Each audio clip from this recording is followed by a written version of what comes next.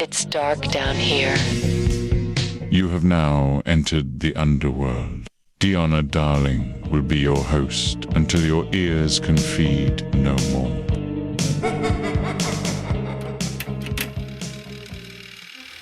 Today, we're going to talk. I just want one dollop of your sour cream inside of my taco.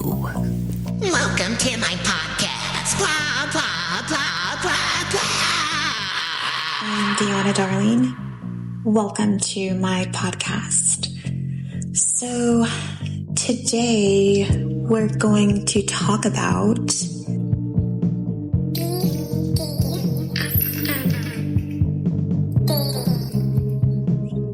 So basically, we're going to discuss how are people in the lifestyle, how are they meeting, like actually meeting and falling in love in today's modern world.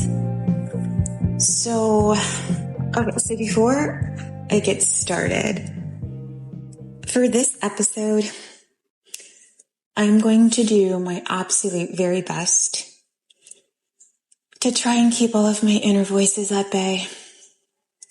I know I tend to let them get out of control sometimes, but for the sake of the content, I actually want this to kind of be educational. So we're going to just try this a little bit differently. Who is she talking to? And you guys can let me know if you like the changes. No, she's But talking anyways, to you.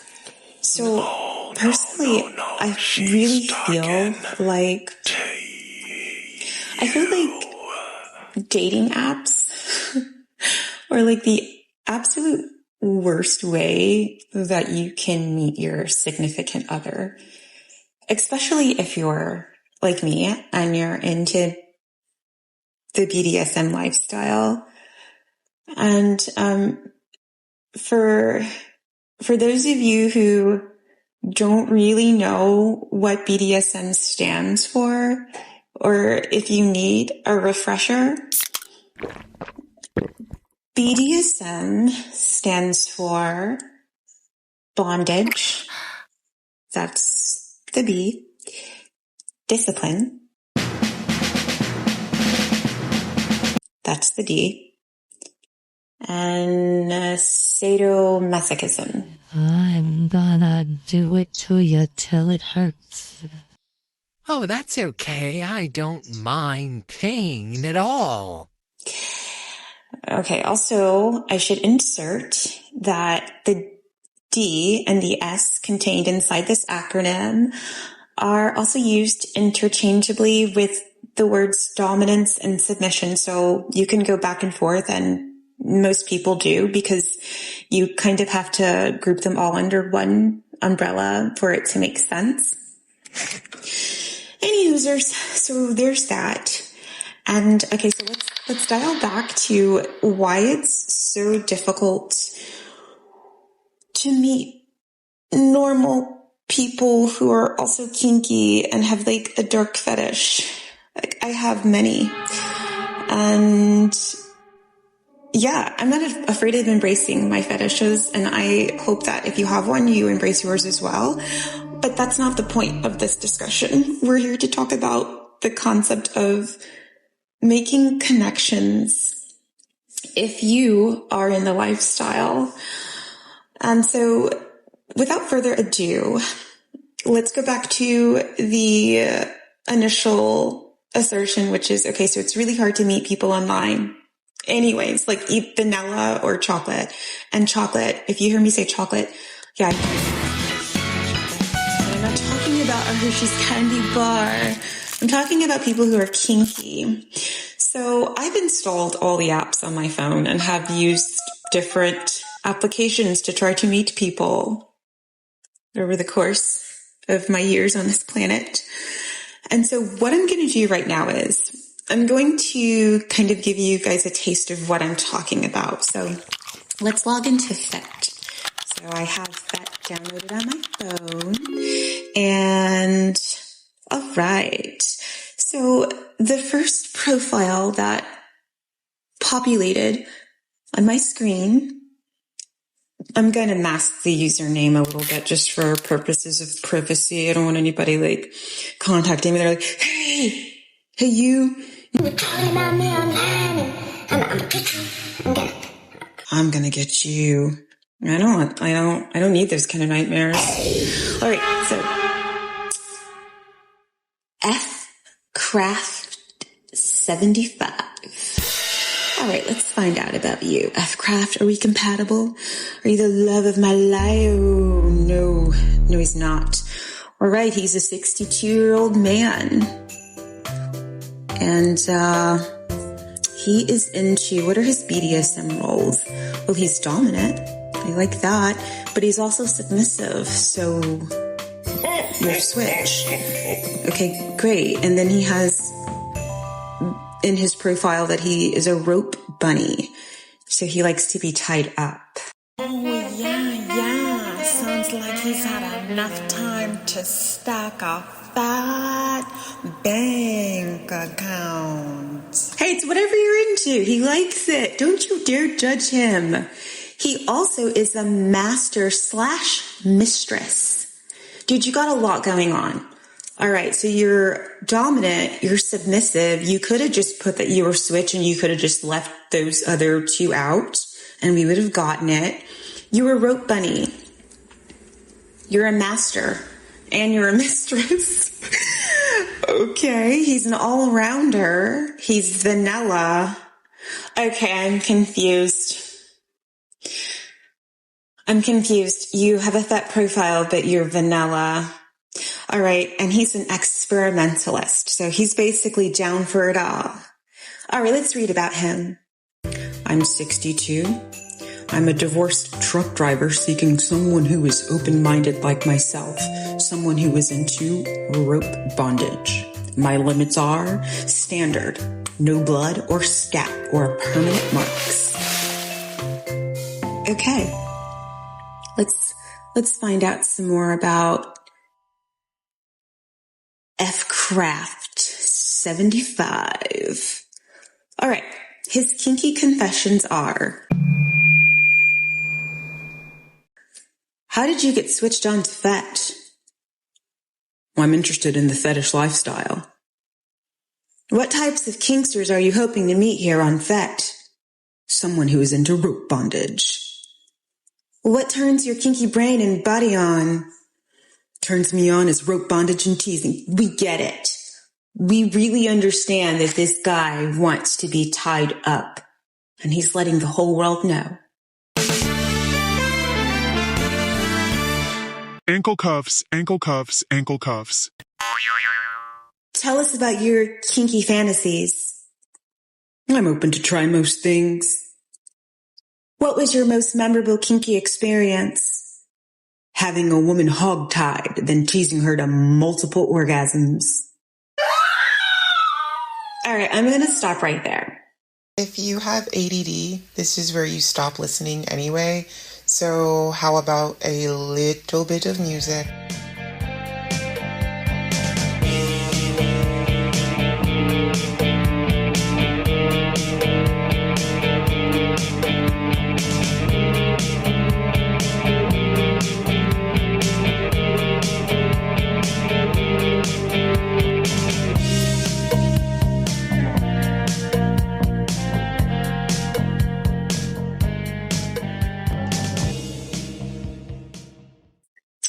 I hope I've given you enough information to illustrate my point. 'Tis the season for slashing. So, when you're trying to make a connection with someone, that's already too much, right? So, you wouldn't, in real life, you wouldn't talk about any of these things until I would hope you're a month into your relationship. This is a lot. And so let's just say I was a 62-year-old female. God forbid I'm single when I'm 62. But let's say or a man. I think he's straight, but it doesn't matter your sexual preference. anyways, I'm a girl. I come across his profile. I'm 62. I think in this example, I would say he's a good looking man, but he's not really, no, not at all. But let's just say he was. And I was like, I don't know. I might want to talk to F Craft 75. But already I would be so turned off because he's giving me too much information, number one. And there's just, when you're online, it's really hard to obviously form that initial emotional connection. Because, well, you're looking at pictures. You don't have like his work to go by. So like, I think a lot of people are attracted to one another by like what the other person can create or do. So like, let's just say you're at the grocery store and you bump into oh my God, I'm not using the grocery store as an example. You know what they sell at the grocery store? Peace for that tiny little brain of yours. Like an event. And you run into this person and you happen to start talking to them and they're like, oh, I'm an architect. And you're like, oh, cool. Do you have any pictures to show me, like any blueprints of anything that you've done or any pictures of homes or buildings that you've designed? And they're like, here's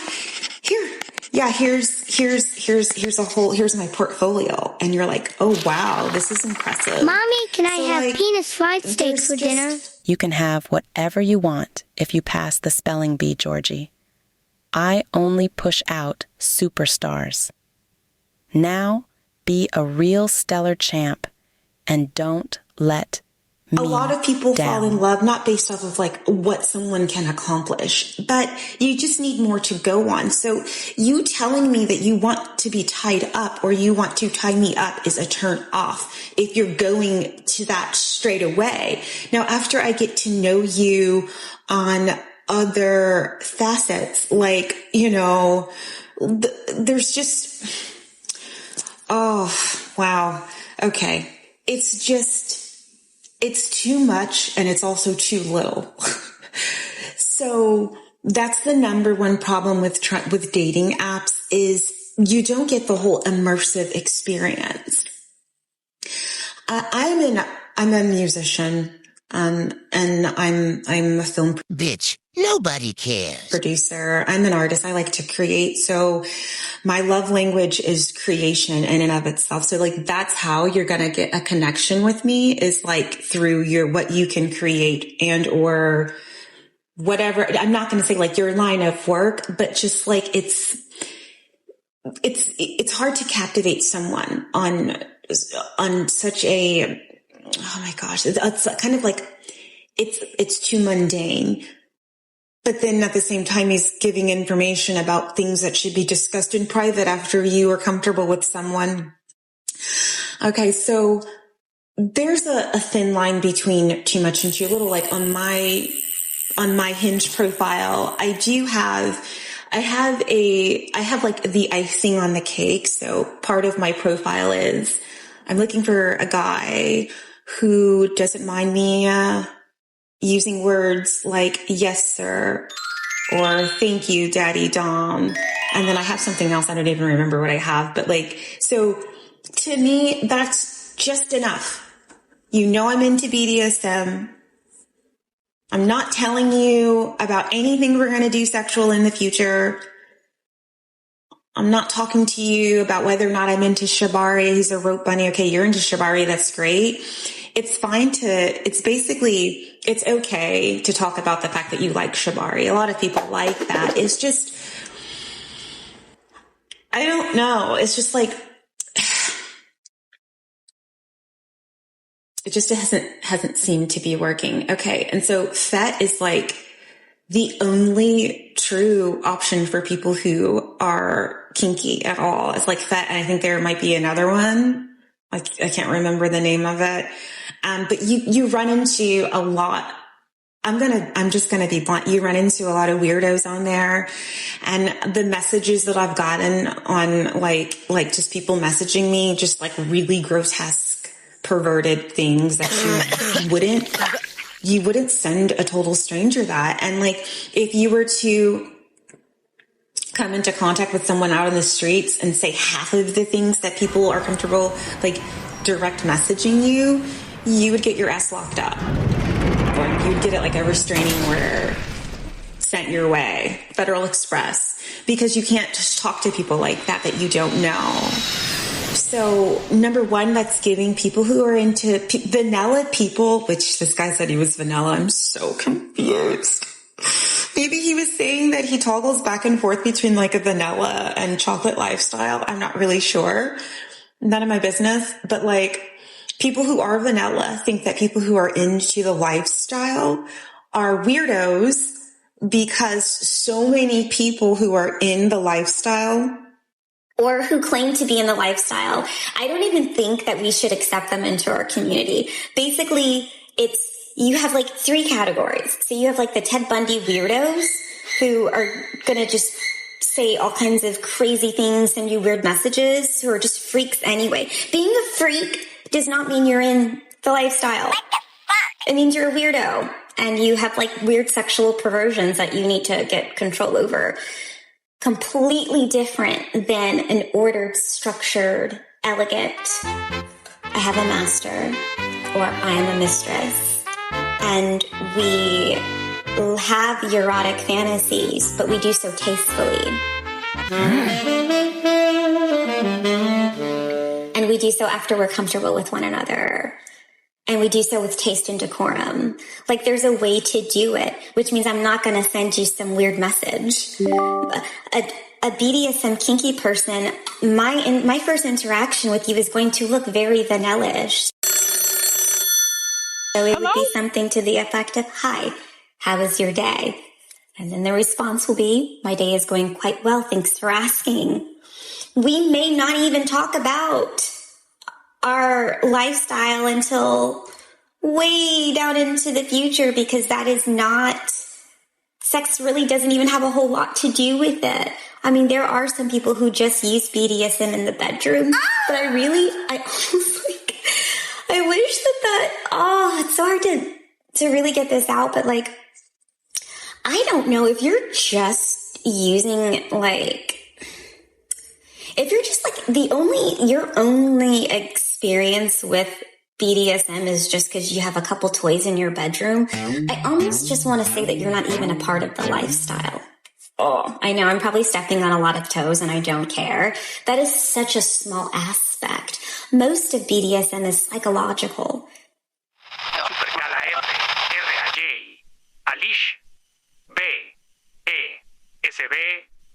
Especially in high protocol BDSM. So like, if you have a whip or whatever and you just like to beat people in the bedroom or tie them up every now and then, I would just say you're just doing you're a vanilla person doing sexual things in the bedroom that turn you on, but you have nothing to do with BDSM, because there's so many layers to it. And on the very surface, it looks very similar to any vanilla relationship. It's just that you have high protocols that are immersed. If she wasn't so shallow, she would have divested herself of the word immersed, seeing as earlier in the podcast she mentioned this word at least once. Therefore, I shall replace it with the word ensconced, which I propose is kinder and gentler and in much better form. If she should measure the distance between her anus and her heart, she would know that Webster lives for pussy, just like the rest of mankind. Into your dynamic, and it helps people who need to have order and structure into their life, but that's like a whole nother episode. So later on in this podcast, we are going to talk to a few couples, and they're going to tell us how they met. And yeah, so that's what we're going to do. And, yeah. I would like to know how you met your significant other. So like, you can feel free to comment or reach out to me on any of my social medias. I'm on Instagram. I'm probably going to end up posting this to YouTube at some point. So however you can get in contact with me, please do so, and enjoy the rest of the show.